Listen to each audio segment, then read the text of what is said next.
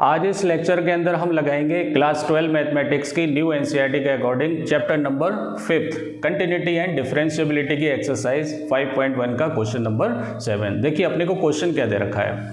इस क्वेश्चन के अंदर अपने को एक रियल फंक्शन दे रखा है और आपको फाइंड करना है कि इस फंक्शन के डोमेन में ऐसे कितने पॉइंट्स हैं जिस पर ये डिसकंटिन्यूअस है। तो सबसे पहले हम इसका डोमेन देखते हैं। इसका डोमेन आपको स्प्लिट फॉर्म में दे रखा है और इसका ओवरऑल डोमेन कितना है, all real numbers minus infinite से इनफाइनाइट। ये नंबर लाइन इसलिए बनवा रहा हूँ जिससे कि आपको क्लियर कट समझ में आए। आप लोगों के दिमाग में बहुत सारे डाउट्स होते हैं कि सर कहाँ पर हमें डायरेक्ट लिमिट लगानी है, कहाँ पर लेफ्ट हैंड और राइट हैंड लिमिट लगानी है। तो इस टाइप के जितने भी आपके डाउट्स हैं, आई गारंटीड इस वीडियो के एंड तक बने रहें। ये वीडियो देखने के बाद बाकी के क्वेश्चन आप बहुत आसानी से लगा सकते हैं। चलिए देखिए, अब देखिए इसमें पहला जो डोमेन इन्होंने तोड़ा है वो लेस देन इक्वल टू -3 पर तोड़ा है। इसका मतलब माइनस इनफाइनाइट से -3 तक एक डोमेन अलग है और इस डोमेन में आपको फंक्शन कौन सा सेलेक्ट करना पड़ेगा, mod x + 3। तो एक काम करते हैं, mod x को भी हम मॉडिफाई कर लेते हैं। कैसे? mod की कहानी आपको मालूम है ना? क्या कहानी कि अगर आप कोई पॉजिटिव नंबर लेते हैं mod के अंदर तो एज इट इज़ वही नंबर आता है, और अगर नेगेटिव नंबर लेते हैं तो इसको पॉजिटिव बनाने के लिए आप माइनस लगा देते हैं। ये कहानी x > 0 के लिए है। तो इन जनरल अगर मैं यहाँ पर x लूँ तो x पहले से ही पॉजिटिव है तो एज इट इज़ क्या आ जाएगा, x आ जाएगा। और यहाँ पर अगर मैं x < 0 लूँ तो x यहाँ पर पहले से क्या है, नेगेटिव है ना, -4। तो इसको पॉजिटिव बनाने के लिए माइनस लगा देते हैं। तो ये -x जो है ये ओवरऑल पॉजिटिव वैल्यू है। तो यहाँ पर देखिए ये जो बात कर रहा है -3 और उससे लेस वैल्यू की बात कर रहा है, तो यहाँ पे सारी वैल्यू नेगेटिव होंगे। तो जैसे ही मैं मॉड हटाऊंगा तो नेगेटिव वैल्यू को पॉजिटिव करने के लिए क्या लगा दिया जाएगा, माइनस लगा दिया जाएगा। मन में लड्डू फूटा? हाँ, फूटना चाहिए। मैं हूँ आपका मैथ्स मेंटर इज़हारुद्दीन। अगर आपने अभी तक चैनल को सब्सक्राइब नहीं किया है तो सबसे पहले चैनल को सब्सक्राइब करें, शेयर करें, सब्सक्राइब करें। Let's start. अगला डोमेन देखिए। अगला डोमेन -3 से 3 के बीच में सारे नंबर्स हैं, है ना, लेकिन -3 और 3 इंक्लूड नहीं है। तो वहाँ उसके लिए आपको फंक्शन कौन सा सेलेक्ट करना पड़ेगा, -2x। और लास्ट वाला 3 से लेकर कहाँ तक है, इनफाइनाइट तक, x > 3, 3 और उससे ग्रेटर वैल्यूज़ के लिए ये वाला फंक्शन अपने को सेलेक्ट करना पड़ेगा। तो ये डोमेन मैंने आपको सिंपल वे में समझा दिया है। अब तो ये बहुत आसान है। अब सारे पॉइंट पे अपने को कंटिन्यूटी और डिसकंटिन्यूटी क्या करना है, चेक करना है। अब सारे पॉइंट पे करें कैसे, यहाँ पर तो बहुत सारे पॉइंट हैं। तो देखिए आपको फंक्शन के अंदर जो पर्टिकुलर नंबर्स दिए होते हैं ना, उन नंबर्स पे आप ये चीज़ नोटिस करेंगे कि अगर मैं -3 से थोड़ी वैल्यू लेस लूँ तो फंक्शन ये कंसिडर किया जाएगा, और -3 से अगर थोड़ी ग्रेटर वैल्यू लूँगा तो ये फंक्शन सेलेक्ट किया जाएगा। इसका मतलब -3 पे अपने को लेफ्ट हैंड लिमिट का भी यूज़ करना है और राइट हैंड लिमिट का यूज़ करना है। लेकिन अगर मैं -3 से लेस वैल्यू की बात करूँ, फॉर एग्जाम्पल जैसे -5, तो -5 के आप चाहे लेफ्ट थोड़ी वैल्यू लें चाहे राइट नंबर लें कोई भी, तब उस केस पे फंक्शन आपका चेंज नहीं होगा, फंक्शन यही रहेगा, क्योंकि लेफ्ट हैंड लिमिट और राइट हैंड लिमिट इसमें ज़रूरत नहीं आपको निकालने की, फंक्शन चेंज ही नहीं होगा। लेकिन -3 पे चेंज होगा। -3 से थोड़ी छोटी वैल्यू लेंगे तो ये फंक्शन आएगा, -3 से थोड़ी बड़ी वैल्यू लेंगे तो ये फंक्शन आएगा। आगे बढ़ते हैं। अब देखिए -3 से 3 के बीच में, -3 से 3 के बीच में आप कोई भी नंबर लीजिए, फॉर एग्जांपल 0 ले लीजिए। तो 0 से अगर आप थोड़ी वैल्यू कम लेंगे तब भी यही फंक्शन आएगा, और 0 से थोड़ी बड़ी वैल्यू लेंगे तब भी यही फंक्शन आएगा। तो इस केस में भी अपने को लेफ्ट राइट का कुछ नहीं करना है, डायरेक्ट लिमिट लगानी है। लेकिन जब आप 3 की बात करते हैं, इसकी 3 की, तो 3 से थोड़ी वैल्यू कम लेंगे तो ये फंक्शन आएगा, और 3 से थोड़ी ज़्यादा वैल्यू लेंगे तो ये वाला फंक्शन आएगा। तो इसका मतलब अपने को 3 पर भी लेफ्ट हैंड और राइट हैंड लिमिट का यूज़ करना पड़ेगा। तो हमारे पास 2 ऐसे पॉइंट हैं जहाँ पर लेफ्ट हैंड लिमिट और राइट हैंड लिमिट का यूज़ करना पड़ेगा। लेकिन 3 से ग्रेटर पर आप कोई भी नंबर ले लो, जैसे 6 ले लो, तो 6 के आप चाहे लेफ्ट लें चाहे राइट लें, फंक्शन यही आएगा, क्योंकि >3 पर फंक्शन चेंज ही नहीं हो रहा है, यही आ रहा है। तो ये थोड़े थोड़े छोटे छोटे है ना डाउट्स हैं जो बच्चों के मन में रहते हैं, ये नहीं होना चाहिए, इसलिए ये थोड़ा बड़ा वीडियो होने वाला है। मैं चाहूँ तो 2 मिनट के अंदर इसको सॉल्व करा दूंगा, लेकिन एक एक बात आपकी क्लियर होना चाहिए। चलिए स्टार्ट करते हैं। अब देखिए इतने पॉइंट्स पर चेक करने के लिए हम क्या करेंगे, केस बना लेते हैं। पहला केस ले लेते हैं। पहला केस क्या, पहला केस ले लेते हैं हम -3 से लेस पर। -3 से लेस, -3 पे नहीं, क्योंकि -3 पे अपने को लेफ्ट और राइट हैंड लिमिट दोनों निकालना पड़ेंगे। तो -∞ से ओपन इंटरवल -3 तक हम चेक करेंगे। तो हमें मान लेते हैं कि -3 से लेस पर बहुत सारे पॉइंट्स हैं, तो कोई आर्बिट्रेरी पॉइंट सी ले लेता हूँ मैं, सी एनी नंबर, और सी नेगेटिव नंबर होगा, कुछ भी नंबर हो सकता है, तो मैंने सी ले लिया। तो सी लेस देन -3, इस पॉइंट पर सबसे पहले हम चेक करेंगे। तो कंटिन्यूटी कैसे चेक की जाती है? पहले फंक्शन सेलेक्ट किया जाएगा, लेस देन -3 पर कौन सा फंक्शन आएगा? -x + 3। तो किस पॉइंट पे अपने को चेक करना है? सी पॉइंट पर। तो x की जगह आप क्या रख दीजिए? c रख दीजिए। तो एफ सी की वैल्यू कितनी आ गई? -c + 3। अब इसी पॉइंट पर अपने को क्या निकालनी है? लिमिट। और लिमिट में बता चुका हूँ, इस केस में फंक्शन चेंज नहीं होगा, तो आप डायरेक्ट लिमिट लगा सकते हैं। x tends to c, function कौन होगा? -x + 3। लिमिट लगा दीजिए, लिमिट लगाएंगे डायरेक्ट, तो -c + 3। तो बताइए भाई, लिमिट भी क्या आ रही है? सेम आ रही है। तो फंक्शन की वैल्यू और फंक्शन की लिमिट जब सेम आती है किसी पॉइंट पर, तो वो फंक्शन क्या होता है? कंटिन्यूअस होता है। तो हम इसको इस तरह से लिख सकते हैं, क्या? f(c) = limit x tends to c of f(x) = -c + 3 at c less than -3, है ना। -3 से छोटे सारे पॉइंट्स पर ये फंक्शन क्या होगा? कंटिन्यूअस होगा। इसका मतलब -∞ से ओपन इंटरवल -3 तक कोई भी अपने को डिसकंटिन्यूअस पॉइंट नहीं मिलने वाला है। चलिए आगे बढ़ते हैं। 1 बाई 1 सभी के लिए अपने को क्या करना पड़ेगा? चेक करना पड़ेगा। तो देखते हैं, कहीं ना कहीं डिसकंटिन्यूअस पॉइंट आएंगे, नहीं आएंगे तो कोई बात नहीं है। सेकंड केस में देखते हैं क्या। अब सेकंड केस पे आप पर्टिकुलर पॉइंट -3 पे देते हैं। मान लीजिए कि लेट x = कितना? -3। अब यहाँ c नहीं लेंगे, यहाँ तो फिक्स हो गया नंबर कितना? -3। यहाँ पे नंबर फिक्स नहीं था, कुछ भी नंबर हो सकता था, -5, -4, -7, -11, कुछ भी हो सकता था। तो वो मैंने आर्बिट्रेरी नंबर c ले लिया है। अब देखें 3 पर, तो 3 पर पहले हम लेफ्ट हैंड लिमिट निकालेंगे, उसके बाद राइट हैंड लिमिट। अगर लिमिट इक्वल आती है तो लिमिट एग्जिस्ट करेगी, उसके बाद फंक्शन की वैल्यू निकालेंगे। तो तीनों चीज़ें अगर सेम आ गई तो ये कंटिन्यूअस होगा, नहीं आई तो नहीं होगा। तो पहले लिमिट देखते हैं एग्जिस्ट करती है या नहीं करती है। तो limit x tends to -3 minus, देखिए ये -3 तो वैल्यू है और ये माइनस क्या है? इसका नोटेशन है। कौन सा फंक्शन आएगा? -x + 3, क्योंकि लेस देन -3 की बात कर रहा है ये। वैल्यू पुट कर दीजिए, वैल्यू पुट करेंगे तो -3 + 3 = 3 + 3 = कितना आ गया? 6। ये माइनस माइनस प्लस हो जाएगा, 3 + 3 किसके बराबर हो गया? 6 के बराबर। राइट हैंड लिमिट चेक करेंगे, ठीणी राइट हैंड लिमिट देखिए, limit x tends to -3 plus right hand limit के लिए देखिए कौन सा फंक्शन आएगा? x greater than -3। तो -3 से ग्रेटर पर क्या फंक्शन आएगा? माइनस का 2x। लिमिट लगा दीजिए, -2 -3, तो माइनस माइनस कितना हो गया? प्लस।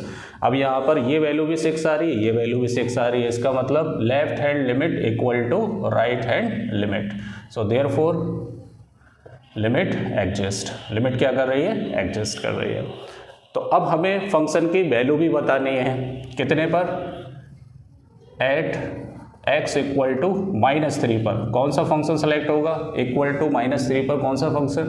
-x + 3। तो x के प्लेस पर -3 रख दीजिए, तो -3 + 3।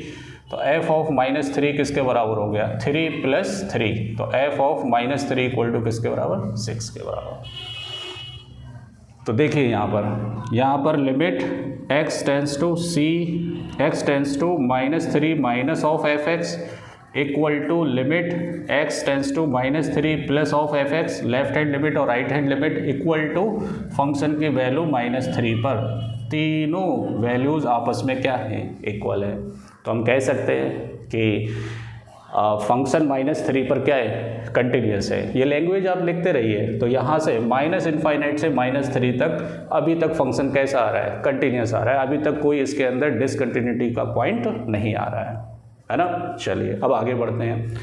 अब -3 से ग्रेटर और 3 से लेस पर फंक्शन यही रहेगा, ये वाला फंक्शन, तो अपने को लेफ़्ट और राइट की ज़रूरत नहीं पड़ेगी, डायरेक्ट आप निकाल सकते हैं। तो आप मान लीजिए ठेने कौन सा केस ले ले भाई, एक केस तो ये हो गया आपका, एक ये हो गया, तीसरा केस ये हो गया आपका। थर्ड केस देखिए, थर्ड केस में क्या कि let C be any number greater than -3 less than 3, कोई भी नंबर हो सकता है ना, तो वो नंबर 0, 1, 1.5 कुछ भी हो सकता है, वो मैंने क्या ले लिया है, सी ले लिया है।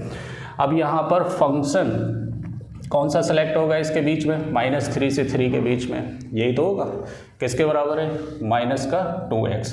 अब यहाँ पर आप वैल्यू c रख दीजिए। देखिए ये लिखना बहुत ज़रूरी है, c तो यहाँ पर भी तो है, लेकिन दोनों c सेम नहीं है, ये c लेस देन -3 के लिए, वो -3 और 3 के बीच का c है। तो यहाँ वैल्यू पुट कर दीजिए, तो किसके बराबर होगी फंक्शन की वैल्यू, -2c के बराबर। अब लिमिट लगाएंगे। अब देखिए यहाँ पे बच्चे बहुत कंफ्यूज होते हैं कि सर यहाँ डायरेक्ट लिमिट क्यों लगा रहे हैं, मैं बार बार बता रहा हूँ ना इस बात को कि -3 और 3 के बीच में आप किसी भी पॉइंट पर लेफ्ट या राइट थोड़ी छोटी या बड़ी वैल्यू लेंगे तो फंक्शन टर्मिनेट नहीं होगा, चेंज नहीं होगा।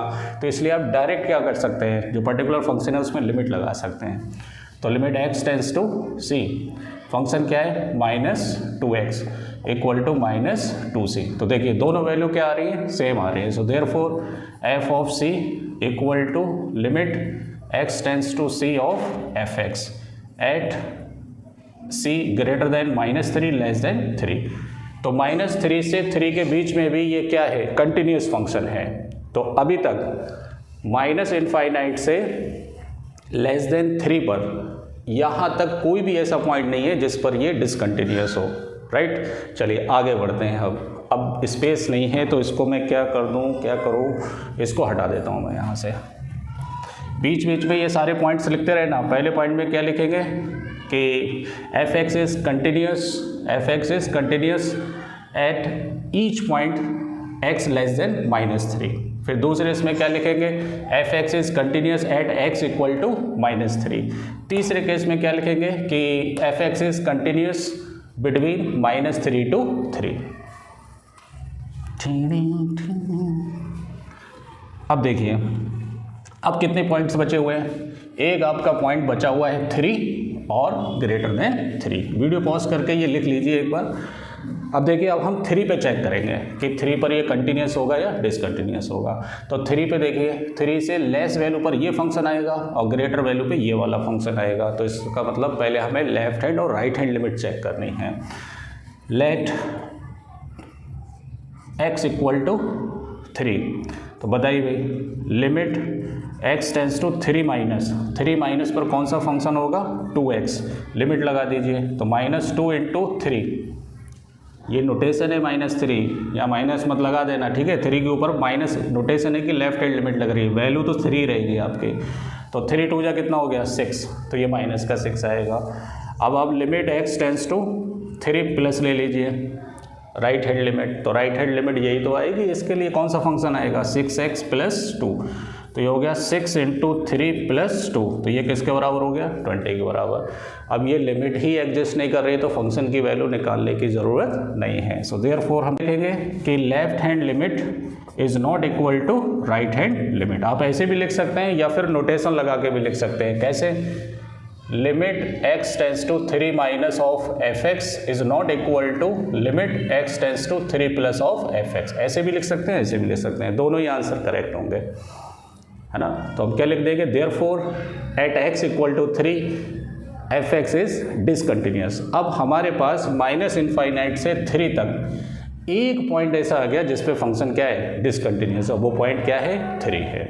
चलिए अब आगे बढ़ते हैं। ये कौन सा केस हो गया भाई, पहला, दूसरा, तीसरा, चौथा केस हो गया। ये कौन सा केस है, चौथा केस। फिफ्थ पार्ट देखिए। अब फिफ्थ पार्ट में हमें 3 से ग्रेटर सारे पॉइंट्स पर चेक करना है कि ये कंटिन्यूस है या डिसकंटिन्यूस है। तो इसके लिए अपने को क्या करना है, ग्रेटर देन 3 पर फंक्शन चेंज नहीं होगा, तो इसलिए लेफ्ट और राइट लिमिट निकालने की ज़रूरत नहीं है। इसमें डायरेक्ट लिमिट निकलेगी, फंक्शन की वैल्यू निकलेगी। तो आप मान लीजिए कि c जो है वो कोई नंबर है जो ग्रेटर है किससे 3 से, कोई भी नंबर हो सकता है ये। तो बताइए भाई फंक्शन क्या सेलेक्ट होगा, फंक्शन सेलेक्ट होगा 6x + 2 ग्रेटर देन 3 पर। तो यहाँ पर आप वैल्यू लगा दीजिए c, तो कितना हो गया 6c + 2। अब इतने सारे नंबर के लिए आप नहीं निकाल सकते ना, अगर आप 6 रखेंगे तो कुछ और आएगा, है ना, और 7 रखेंगे तो कुछ और आएगा, तो करस्पॉन्डिंगली जो लिमिट निकालेंगे वो भी करस्पॉन्डिंगली क्या आएगी, सेम आएगी, है ना। तो इसलिए हम डायरेक्ट c लगा देते हैं। अब लिमिट निकालेंगे, limit x tends to c पर फंक्शन कौन सा सेलेक्ट होगा, यही वाला 6x + 2, तो ये हो गया 6c + 2। तो देखिए दोनों वैल्यू आपस में इक्वल आ रही है, so therefore f of c equal to limit x tends to c of fx। ये दोनों वैल्यू किसके बराबर हो रहे हैं, 6c + 2 के। तो 3 से ग्रेटर पर सारे पॉइंट्स पर ये क्या है, कंटिन्यूस है। बहुत से बच्चों को c को लेकर बहुत कंफ्यूजन होता है, तो मैं जाते जाते ये भी कंफ्यूजन दूर कर देता हूँ। देखिए कैसे, अब आप ग्रेटर देन 3 पर कोई भी आर्बिट्रेरी नंबर ले सकते हैं। तो मैंने मान लिया नंबर मैंने 5 ले लिया, तो आप पर्टिकुलर अगर 5 के लिए बात करेंगे तो यहाँ पर x की जगह क्या रखेंगे, 5, तो यहाँ पर भी आप x की जगह क्या रखेंगे, 5। तो देखिए दोनों वैल्यू क्या आएंगे, सेम ही तो आएंगे, 6 5 30 + 2, 6 5 30 + 2 32 32। अब इस तरह आप कितने नंबर रख सकते हैं। अरे मेरे भाई 3 से ग्रेटर पर तो बहुत सारे नंबर, इनफाइनाइट नंबर है, तो कहाँ तक रखोगे। तो इन जनरल यही बोला जाता है कि c be any arbitrary number, arbitrary means randomly, particular domain से लिया गया रैंडमली कोई नंबर, तो वो नंबर मैंने क्या ले लिया है, c ले लिया है। तो इसलिए डायरेक्ट आप क्या लगा दीजिए, c लगा दीजिए। अब इसमें भी अगर आपको कोई डाउट है तो कमेंट करके पूछ सकते हैं। बहुत ही सिंपल वे में इस क्वेश्चन को मैंने सॉल्व कराया है। तो ओवरऑल इसका जो फाइनल आंसर है कि आपको ये बताना था कि पॉइंट्स ऑफ डिसकंटिन्यूटी कितने हैं इसके डोमेन में। तो बताइए कितने निकले इसमें, सिर्फ और सिर्फ एक ही पॉइंट निकला, वो कौन है, 3। बाकी सारे रियल नंबर पे ये क्या है, कंटिन्यूस है एक्सेप्ट 3। तो 3 is the only point of discontinuity. तो अगर वीडियो पसंद आया हो तो चैनल को सब्सक्राइब करें, बेल आइकन को जरूर दबाएं आगे के क्वेश्चंस के नोटिफिकेशन के।